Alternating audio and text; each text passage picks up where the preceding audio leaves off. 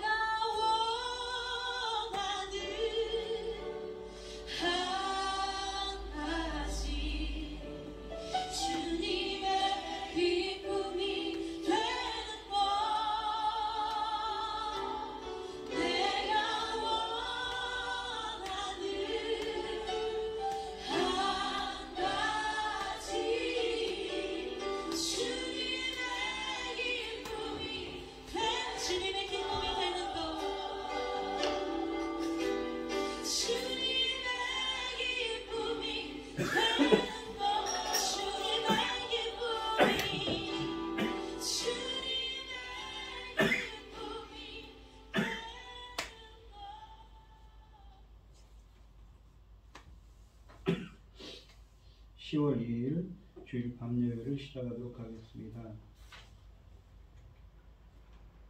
사도신경 하심으로 신앙 고백하시겠습니다. 전능하사 천지를 만드신 하나님 아버지를 내가 믿사오며 그 외아들 우리 주 예수 그리스도를 믿사오니 이는 성령으로 잉태하사 동정녀 마리아에게 나시고 본디오 빌라도에게 고난을 받으사 십자가에 못 박혀 죽으시고 장사한 지 사흘 만에 죽은 자 가운데서 다시 살아나시며 하늘에 오르사 전능하신 하나님 우편에 앉아 계시다가 저리로서 산자와 죽은 자를 심판하러 오시리라. 성령을 믿사오며 거룩한 공예와 성도가 서로 교통하는 것과 죄를 사하여 주시는 것과 몸이 다시 사는 것과 영원히 사는 것을 믿사옵나이다. 아멘. 찬송가 204장입니다. 이 찬송가 204장을 하시고 구현희 집사님 기도해 주시겠습니다. 주의 말씀 듣고서 준행하는 자는 반석 위에 터닫고 집을 지은 같아 비가 오고 불나며 바람 부딪혀도 반석 위에 세운 집 무너지지 않네. 잘 짓고 잘 짓세 우리 집 잘 짓세 만세 반석 위에다 우리 집 잘 짓세 주의 말씀 듣고도 행치 않는 자는 모래 위에 터닫고 집을 지은 같아 비가 오고 물나며 바람 부딪힐 때 모래 위에 세운 집 크게 무너지네. 잘 짓고 잘 짓세 우리 집 잘 짓세 만세 반석 위에다 우리 집 잘 짓세 세상 사람들 집을 짓는 자니 반석 위가 아니면 모래 위에 짓네. 우리 구주 오셔서 지은 상을 줄 때 세운 공도 따라서 영영상 벌 주리. 잘 짓고 잘 짓세 우리 집 잘 짓세 만세 반석 위에다 우리 집 잘 짓세. 아멘.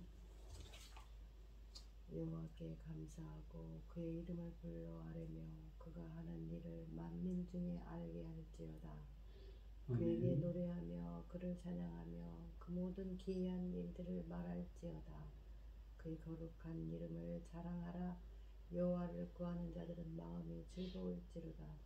여호와 그의 능력을 구할지어다. 그 얼굴을 항상 구할지어다. 아멘. 그는 여호와 우리 하나님이시라.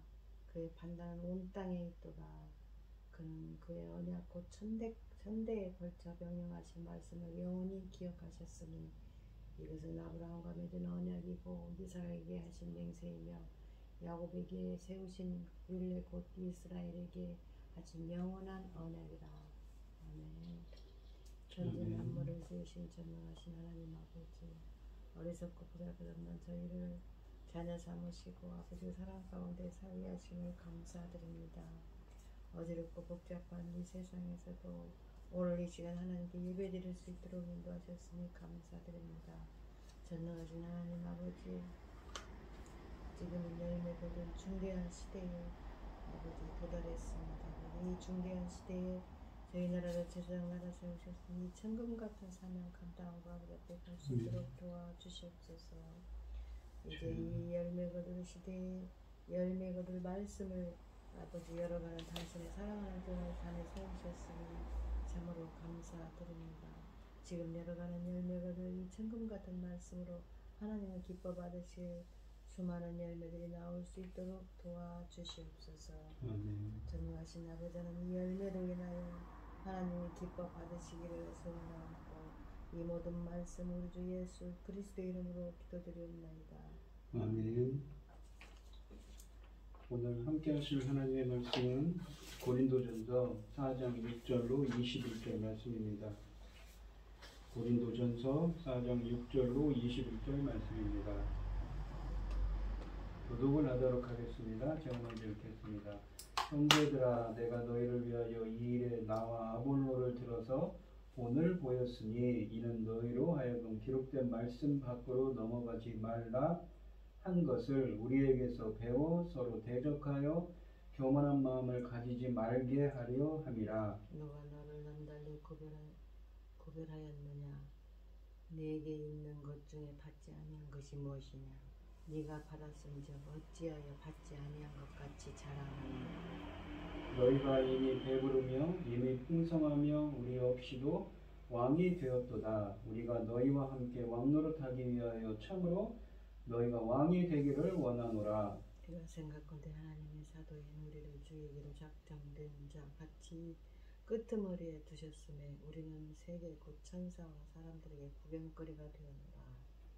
우리는 그리스도 때문에 어리석으나 너희는 그리스도 안에서 지혜롭고 우리는 약하나 너희는 강하고 너희는 존귀하나 우리는 비천하여 바로 이 시각까지 우리가 줄이고 목마르며 헐벗고 메마르며 정처가 없고 또 수고하여 친히 손으로 일을 하며 모욕을 당한즉 축복하고 박해를 받은즉 참고 비방을 받은즉 권면이나 우리가 지금까지 세상의 더러운 것과 만물을 찌꺼기 같이 되었도다. 내가 너희를 부끄럽게 하려고 이것을 쓰는 것이 아니라 오직 너희를 내 사랑하는 자녀같이 권하려 하는 것이라. 그리스도 안에서 우리만 스승이 있으되 아버지는 많지 아니하니 그리스도 예수 안에서 내가 복음으로써 너희를 낳았습니다. 그러므로 내가 너희에게 권하노니 너희는 나를 본받는 자가 되라. 이로 말미암아 내가 주 안에서 내 사랑하고 신실한 아들 디모데를 너희에게 보내었으니 그가 너희로 하여금 그리스도 예수 안에서 나의 행사 곧 내가 각 교회에서 가르치는 것을 생각나게 하리라. 어떤 이들은 내가 너희에게 나아가지 아니할 것 같이 스스로 교만하여졌으나 주께서 허락하시면 내가 너희에게 속히 나아가서 교만한 자들의 말이 아니라 오직 능력을 알아보겠으니 하나님의 나라는 말에 있지 아니하고 오직 능력에 있음이라. 너희가 무엇을 원하느냐? 내가 매를 가지고 너희에게 나아가랴. 사랑과 온유한 마음으로 나아가랴. 아멘. 찬송가 459장입니다. 누가 주를 따라 섬기려는가? 누가 주를 따라 주만 따를까? 누가 주를 섬겨 남을 구할까? 누가 주의 뒤를 따라가려나? 부르심을 받아 주의 은혜로 주를 따라가네.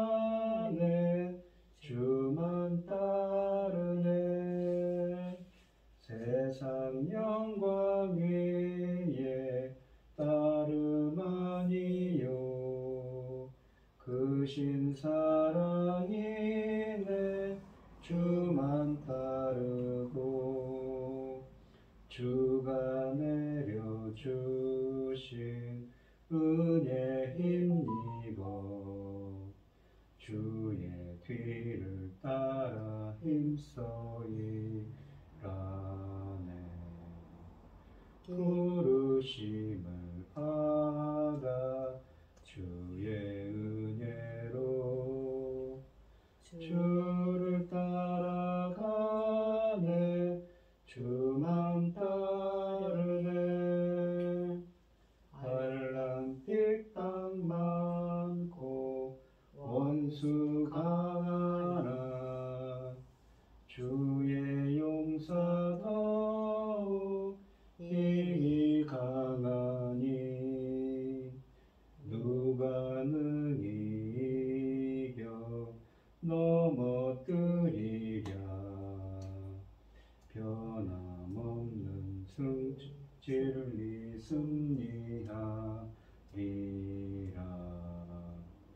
기쁨 찬송하며 주의 은혜로 주를 따라가네 주만 따르네. 아멘. 오늘 함께 하실 하나님의 말씀은 나를 본받는 자가 되라입니다. 이 고린도 전서 강해를 하고 있습니다. 이 고린도 교회는 문제가 많았다고 그랬죠. 바울파, 아볼로파, 게바파, 그리스도파 등 파벌주의가 강하고 은사 문제도 강했고 또한 그 음행을 행하는 일도 있었습니다. 그래서 이러한 많은 문제 가운데 있는 교회가 고린도 교회였습니다. 그래서 그들을 향해서 사도 바울이 이 편지를 써서 그들에게 권면의 말을 하고 있는 거죠. 바울은 교회 분열의 원인은 교만이라는 것을 분명하게 지적합니다. 바울의 지혜로운 겸손과 고린도 교인들의 어리석은 교만이 대조되고 있습니다. 다 이룬 것처럼 교만하게 행하는 그들에게 바울은 그가 보여준 십자가의 삶을 따르라고 권면하고 있습니다. 6절 말씀을 보시면 형제들아 내가 너희를 위하여 이 일에 나와 아볼로를 들어서 본을 보였으니 이는 너희로 하여금 기록된 말씀 밖으로 넘어가지 말라 한 것을 우리에게서 배워 서로 대적하여 교만한 마음을 가지지 말게 하려 함이라 라고 되어 있습니다. 바울은 이 3장 5절부터 줄곧 자신과 아볼로에 대해서는 심는 자, 건축자, 청지기 등의 단어를 써서 말하고 잘하게 하시는 분은 하나님이신 것과 최후의 심판에서의 복음 선포자들의 이 책임 등을 강조하였습니다. 그렇게 하는 데는 두 가지 목적이 있다고 본문에 합니다. 말씀하십니다. 첫째는 고린도 교인들이 바울과 아볼로에게서 기록된 것들을 넘어가지 말 것을 배우도록 하기 위한 것이었습니다.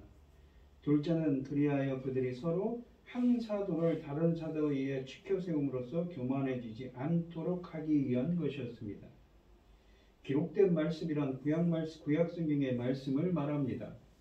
고린도 교인들이 이 네 파벌로 나뉘어서 자신들이 선호하는 사도를 다른 사도를 위해 치켜세움으로써 그 잘난 사도를 모시는 자신들의 다른 못난 사도를 추종하는 사람들보다 잘났음을 과시하는 그러한 치졸한 교만 경쟁에 빠져 있었습니다.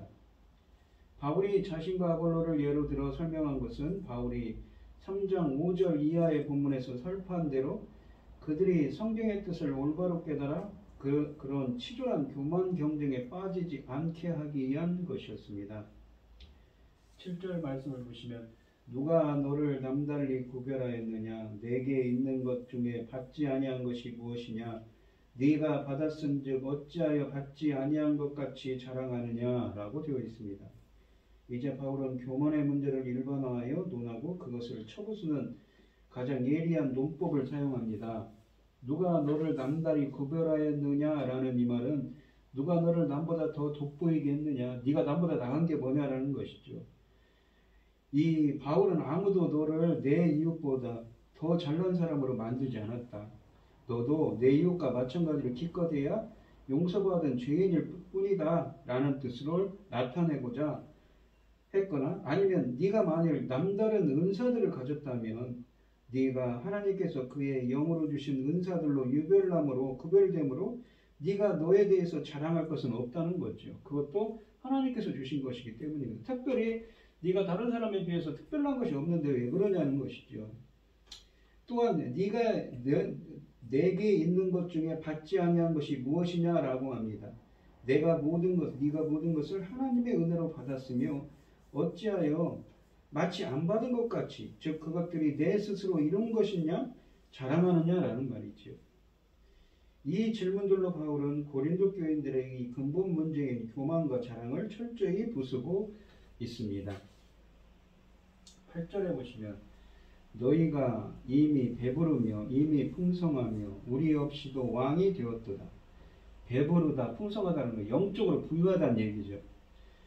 우리 없이도 왕이 되었도다. 우리가 너희와 함께 왕노릇하기 위하여 참으로 너희가 왕이 되기를 원하노라 라고 되어 있습니다. 바울은 신랄한 이유를 통해 이 고린도 교회의 만연해 있던 교만을 비웃었습니다. 그곳의 성도들은 각자의 충성심을 과시하면서 서로 다투었고 심지어 많은 이들은 사도 바울에 대해서도 그의 가난함이나 어눌한 말씀실을 이유로 이 고린도전서 2장 1절로 5절 같은 본문에서는 바울을 멸시했습니다. 어떤 성도들은 분명 자신들이 원하는 모든 것을 이미 소유하고 있었습니다. 우리 없이도 왕이 되었도다 라는 말은 스스로 완전히 성숙했다고 생각하는 고린도 교인들의 교만함을 풍자적으로 표현한 것입니다. 하나님 나라의 부를 가졌다고 생각한 그들은 자신들이 속한 작은 그룹 내에서 마치 왕이나 된 듯 군림했습니다. 자신들이 필요로 한 가장 위대한 지혜와 지식을 모두 소유했다고 믿은 그들은 다른 사람들을 판단할 만한 충분한 자격을 갖췄다고 스스로 생각했습니다. 그러나 만약 그들에게 복음의 진리를 전해준 사역자들이 없었다면 과연 그들이 이 모든 것을 얻을 수 있었을지 바울은 의문을 제기하고 있습니다. 우리가 바른 성경을 참고하면 하반절은 그는 매우 반어적으로 표현하는데 우리 없이도 왕이 된 너희들이라면 우리가 너희와 함께 왕노릇하기 위하여 참으로 너희가 왕이 되었으면 좋겠다 라고 하는 것입니다. 그러니까 이 우리 없이도 너희들이 왕이 되었다면 우리와 함께 왕노릇하기 위해서 진짜로 너희들이 정말로 왕이 되었으면 좋겠다라고 비웃는 거죠. 예수님이 아직 지상에 계셨을 때 제자들은 누가 더 크냐라고 이 누가복음 9장 말씀에서 말씀하시지요. 이 공간복음에서 말씀하십니다. 이러한 주제를 놓고 경로를 벌였는데 그 이후로 예수님을 따르는 사람들은 계속해서 동일한 유혹을 받고 있습니다. 여기에 대해 예수님 고유의 대답은 지금도 여전히 유효한 것이지요. 정말로 가장 위대한 인물들은 그 주제에 대해 알지도 못할 뿐더러 관심도 없습니다. 그런 인물들은 이 다른 사람들을 섬기는 일에 열중한 나머지 자신의 순위가 얼마나 높은지 생각할 겨를이 없습니다. 사도들의 경험과 고린도 교인들의 주장을 특별히 비교하면서 바울은 교인들의 거만함을 확실히 꺾으려 했습니다. 바울은 사도로서 겪는 어려움에 대해 불평하지 않았습니다. 오히려 고린도 교인들의 지나친 자기 과신을 걱정했습니다. 그는 교인들의 영적인 부요에 대해 이의를 제기한 것이 아니라 다만 지나칠 정도로 교만한 태도에 일침을 가하려고 했던 것뿐입니다. 9절 말씀을 보시면 내가 생각하건대 하나님이 사도인 우리를 죽이려고 작정된 자같이 끄트머리에 두셨음에 우리를 사도인 우리를 죽이기로 작정된 자같이 끄트머리란 것은 이 에스카토스라고 해서 가장 먼 마지막 종말을 뜻합니다. 우리는 세계 곧 천사와 사람들에게 구경거리가 되었노라. 여기 보시면 구경거리라고 되어 있는 말은 데아트론이라고 해서 바울은 자신을 비롯한 사도들을 우리가 로마의 그 원형극장이 있지 않습니까? 거기서 맹수에게 던져져 찢겨 죽을 오락거리가 되는 그런 구경거리가 된 사형수로 표현하고 있는 것입니다. 고린도 교회의 일부 성도들은 마치 왕이나 되는 듯 거드름 피우며 살았지만 사도들은 그런 명예를 누려보지 못했습니다. 전 세계를 향해 복음의 메시지를 전파하기 위해 부름을 받은 사도들이 왕노릇하기는커녕 죽임을 당하기로 작정된 자같이 종말에 처해지고 심지어 구경거리가 되었다고 합니다. 하지만 대부분의 사도들에게 이런 일들이 실제로 벌어졌습니다. 세베대의 아들 야고보는 최초의 순교자가 되었다고 사도행전 12장 2절에 쓰여져 있고 전설에 따르면 수제자 베드로는 역시 네로 황제 치하에서 십자가에 거꾸로 못 박았다고 합니다. 사도 요한은 반모성으로 추방되었고 바울은 네로에게 처형되었으며 안드레는 고린도 인근에 있는 아가야에서 십자가에 못 박혔습니다. 고린도 교인들과 같이 이제 막 예수님을 믿기 시작한 기독교인들이 왕노릇하고 싶은 유혹에 사로잡혀 있을 때 그들의 영적 지도자들인 사도들은 180도 다른 삶을 살고 있었던 셈입니다. 그야말로 복음을 위한 고난으로 가득한 삶이었던 것이지요. 10절에 보시면 우리는 그리스도 때문에 어리석으나 너희는 그리스도 안에서 지혜롭고 우리는 약하나 너희는 강하고 너희는 존귀하나 우리는 비천하여 라고 되어 있습니다. 여기서 바울은 사도들의 복음을 위하여 받는 고난을 고린도 교인들이 누리고 있던 부유함과 대조시켜 설명합니다. 두말할 것도 없이 바울의 신랄한 비난은 고린도 교인들을 부끄럽게 했을 것입니다. 하나님의 사도들이 미련하고 약하고 비천한 사람으로 취급받을 때 고린도 교인들은 지혜롭고 강하고 존귀한 자인 척 했습니다. 바울은 이런 기이한 현상을 지적하고 있는 것입니다. 11절로 13절에 보시면 바로 이 시각까지 우리가 줄이고 목마르며 헐벗고 매맞으며 정처가 없고 또 수고하여 친히 손으로 일을 하며 모욕을 당한 즉 축복하고 박해를 받은 즉 참고 비방을 받은 즉 권면하니 우리가 지금까지 세상의 더러운 것과 만물의 찌꺼기같이 되었도다. 참 고난과 핍박이죠. 이 바울은 사도들이 어리석고 약하고 비천하다고 10절에서 말한 것을 이 11, 12, 13절에서 예를 들어 설명합니다. 바울은 교만하게 그지없는 고린도 성도들의 비뚤어진 생각을 좀 더 자세히 드러내려고 자신을 비롯한 다른 사도들이 사역을 감당하는 동안 계속해서 겪고 있는 고난들을 기술하고 있습니다. 설교를 잘한다고 칭찬을 받거나 왕처럼 공경을 받기는커녕 혹독한 고통을 받고 있었습니다. 생활을 위한 최소한의 생계수단조차도 전혀 개의치 않았던 사도들이었기에 항상 줄이고 목마르며 헐벗고 정처가 없는 생활을 하고 있었습니다. 자신들에게 맡겨진 사명을 감당하기 위해서 수많은 생계수단들을 번번이 포기해야만 했습니다. 사도들은 매맞으며 자기가 사역하는 대상들에게 짐이 되지 않으려고 수고하여 친히 손으로 일을 하기까지 했습니다. 이런 취지에서 바울은 고린도에서 천막 제조 기술자로 일했는데 이 직업은 이 헬라인들이 천하게 여기던 직업 가운데 하나이기도 했습니다. 그들은 손으로 하는 노동을 천시했는데 따라서 그런 일은 노예들이나 하는 것쯤으로 여겼습니다. 바울은 사역을 감당하는 동안 내내 핍박과 비방을 당했습니다. 그러나 그의 심령 속에 거하시는 성령께서 그로 하여금 그런 일을 당할수록 더욱 축복하고 참고 권면할 수 있게 도우셨습니다. 핍박당할 때 참고 모욕을 당할 때 축복하며 비방을 들을 때 오히려 친절한 말로 권면하는 그의 모습은 그리스도의 가르침을 그대로 따르는 자세라고 할 수 있습니다. 바울이 했던 대로 따라하려면 성령께서 제공해 주시는 자제력이 필요합니다. 바울의 모습은 오늘날 우리가 그리스도를 섬길 때 가져야 할 태도가 무엇인지 보여주는 모델이기도 합니다.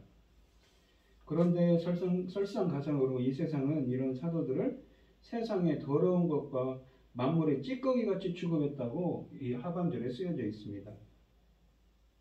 왜냐하면 그들의 그런 모습은 세상에서 말하는 성공의 기준과는 너무도 거리가 멀었기 때문입니다. 바울은 누구든지 믿고 싶어하는 사람 모두에게 영생의 메시지를 전해주려고 이런 모욕과 무시를 감내했던 것입니다.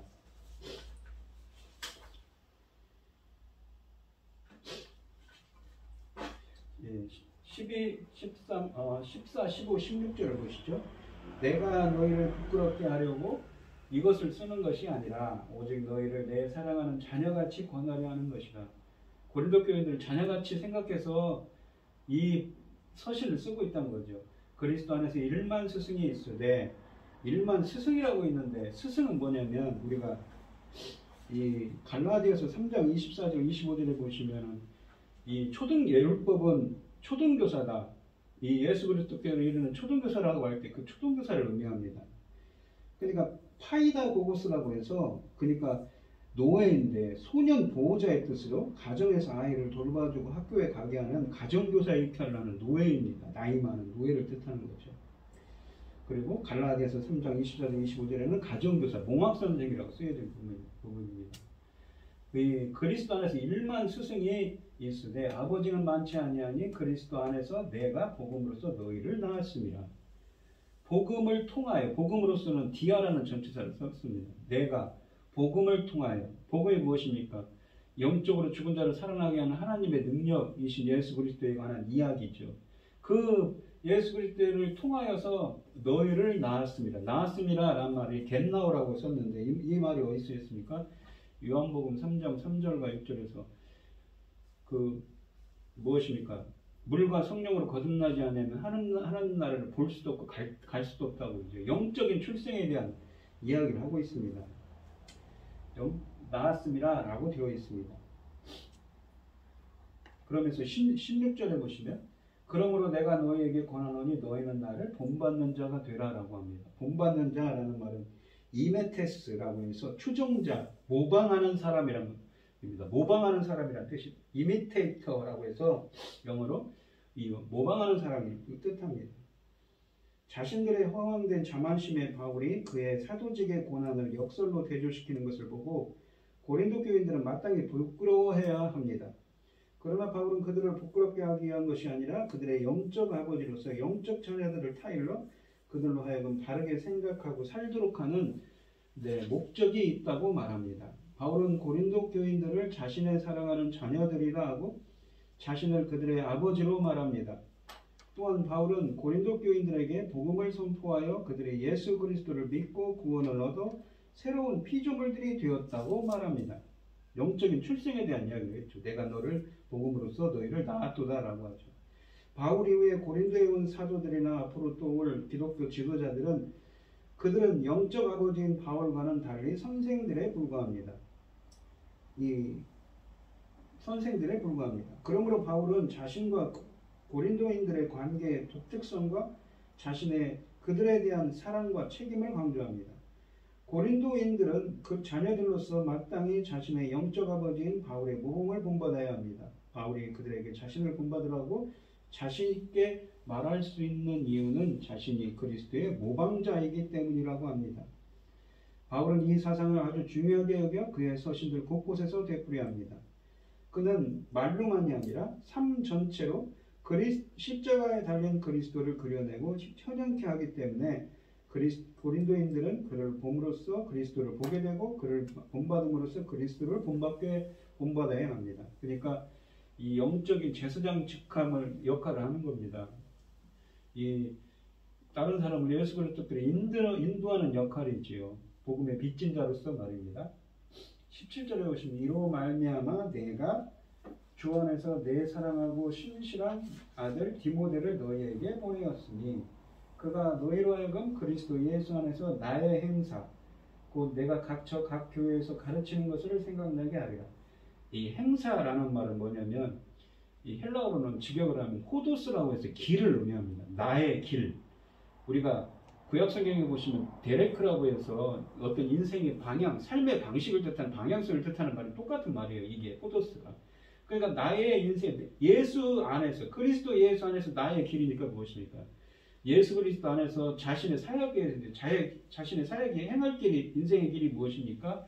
곧 내가 각 교회에서 가르치는 것이었죠. 그러니까 교회를 다니면서 복음을 전파하던 하던 것들을 자기가 예수 그리스도 하던 사역을 생각나게 하려고 누구를 보냅니까? 디모데를 보낸다고 합니다. 이로 말미암아라는 말은 고린도 교인들이 바울을 본받게 하기 위하여 바울은 디모데를 고린도로 보냈다는 의미입니다. 이 디모데는 바울이 사랑하고 신임하는 조력자로서 고린도 교회 개척에 동역하였을 뿐만 아니라 바울에 의해 기독교인들이 된 바울의 사랑하고 신실한 영적인 아들이었습니다.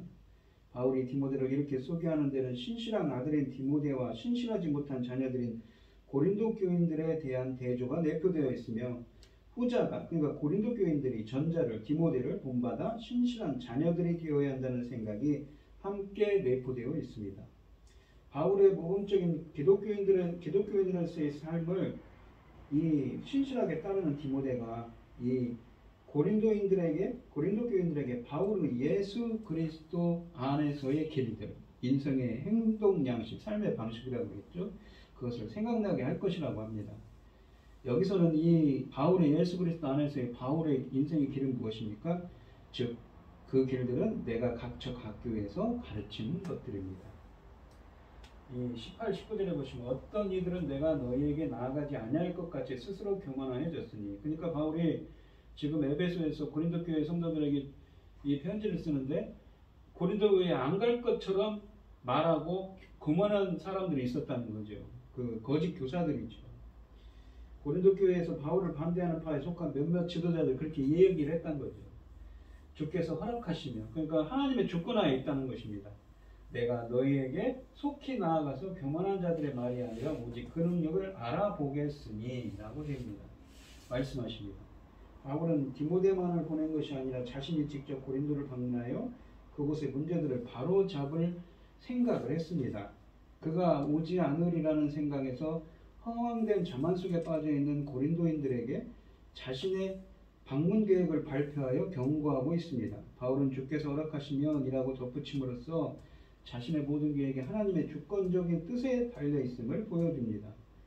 바울은 주께서 허락하시면 고린도를 속히 방문할 만반의 계획이 짜여져 있음을 설명합니다. 그리고 그때가 되면 바울이 그 교만한 자들의 정체가 무엇인지 밝혀낼 것이라고 말하고 있습니다. 사실 그들은 교만한 자의 말을 하는 사람들입니다. 그러나 과연 그들이 하나님의 능력을 가지고 있는지 그 답은 모든 사람들 앞에서 백일하에 드러나게 될 것입니다. 바울이 정말로 고린도를 다시 방문했는지 알려진 바가 없으나 필시 그러했을 것입니다. 왜냐하면 이 고린도후서 2장 1절에서 바울이 내가 다시 근심으로 너희에게 나아가지 않기로 스스로 결단하였다고 말하고 있는 것으로 봐서 이미 그 이전에 고린도 교인들과 고통스러운 대면을 가진 바 있었음을 시사하고 있습니다. 20절 말씀을 보시면 그래서 하나님 나라는 말에 있지 아니하고 오직 능력에 있습니다. 능력, 디나미스, 하나님의 능력이죠. 큰 소리를 치는 것과 하나님의 능력으로 사는 것은 전혀 별개의 것입니다. 어떤 이들은 입만 열면 믿음에 대한 말들을 장황하게 늘어놓습니다. 그러나 그게 전부입니다. 그야말로 말뿐입니다. 그들은 구구절절히 옳은 말만 하지만 정작 그들의 삶은 하나님의 능력을 드러내지 못합니다. 바울은 하나님의 나라는 말에 있지 아니하고 하나님의 능력에 있다고 강조합니다. 여기 언급된 하나님의 나라는 미래에 도래할 그리스도의 통치를 가리키는 것이 아니라 성도들의 삶 속에서 현재 이루어지고 있는 하나님의 통치를 가리킵니다. 사람이 성령님과 함께하게 될 때 오직 하나님의 능력으로 살아갈 수 있습니다. 그들의 교만하고 허황된 말이 아니라 그들이 과연 하나님 나라의 백성으로서 성령의 능력, 즉 사람들을 도덕적으로 변화시키고 핍박 속에서도 진리와 의와 사랑에 충실하며 고난 속에서도 믿음과 소망과 기쁨을 견지하는 능력을 가지고 있는지를 조사해 볼 것입니다. 하나님 나라, 곧 하나님의 다스림은, 하나님의 통치는 허황된 말로 나타나는 것이 아니라 바로 이런 하나님의 능력으로 나타나기 때문입니다. 21절 말씀을 보시면 너희가 무엇을 원하느냐? 내가 매를 가지고 너희에게 나아가랴? 사랑과 온유한 마음으로 나아가랴? 라고 합니다. 바울은 마치 이 버릇나쁜 자녀들을 훈육하는 아버지같이 영적 자녀들의 고린도 교인들에게 묻습니다. 매를 들고 가랴? 사랑과 온유한 마음을 가지고 가랴? 그러니까 그들을 타일르기도 하고 그들에게 화도 났죠. 그래서 이런 편지를 쓰고 있는 겁니다. 바울은 분쟁 배후에 있는 교인들의 교만을 지적하고 있습니다. 그들은 선물로 주신 은혜와 은사마저 처음부터 자기 것인 양 자랑하고 이미 구원을 다 이룬 듯 십자가의 삶을 외면하며 영적 자면에 빠져 있습니다. 내 신앙과 삶의 모든 것을 당연하게 여기지 말고 우리들도 먼저 주님 보시기에 겸손한 자가 되어야겠지요. 우리들도 여러분도 겸손한 자가 되시고 헛된 교만에 빠지지 않고 겸손하게 하나님 나라의 능력을 드러내는 삶이 되게 해달라고 항상 간구하는 여러분들이 되시기를 바랍니다. 기도하겠습니다. 하나님 아버지 감사합니다. 오늘 주신 하나님의 말씀처럼 고린도 교회는 참 많은 문제가 있어서 사도 바울이 이렇게 권면하는 서신서를 씁니다. 자만하지 않고 교만하지 않고 항상 겸손하게 주님의 능력을, 복음의 능력을 드러낼 수 있는 저희들이 될 수 있도록 항상 하나님의 뜻을 먼저 생각하는 저희들이 될 수 있도록 저희들을 붙들어 주시고 함께하여 주시옵소서. 이 모든 말씀 거룩하신 예수님 이름으로 기도합니다. 아멘. 찬송가 461장 하시고 축도하심으로 오늘 예배를 마치겠습니다. 3절과 4절만 하겠습니다.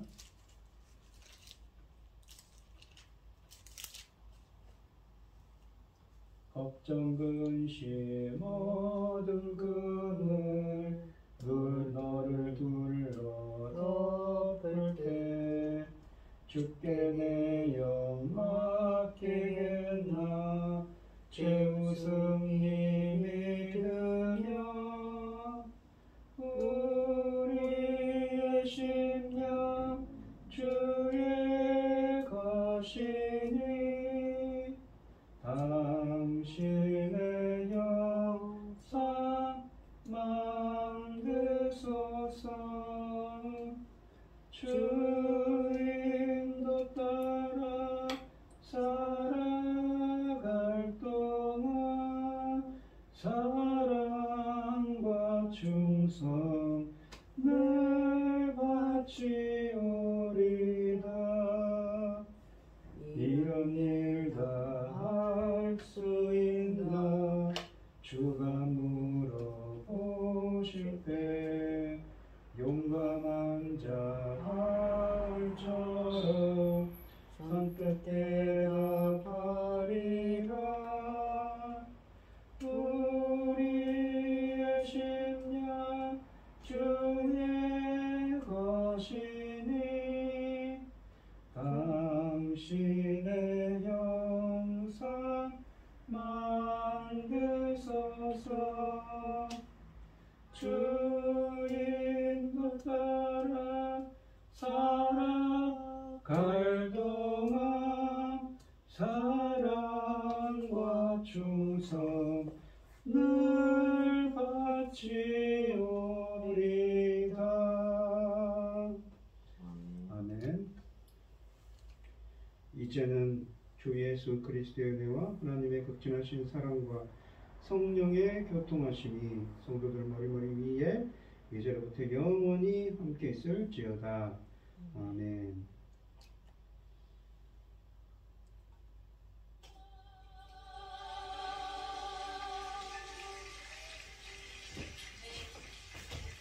옆에 있는 분들이 이렇게 좀 고백했으면 좋겠습니다. 올 한 해도 하나님과 하나님의 말씀을 삶의 기준으로 삼으시길 축복합니다. 라고 좀 함께 고백하면 좋겠습니다. 너무 긴가요?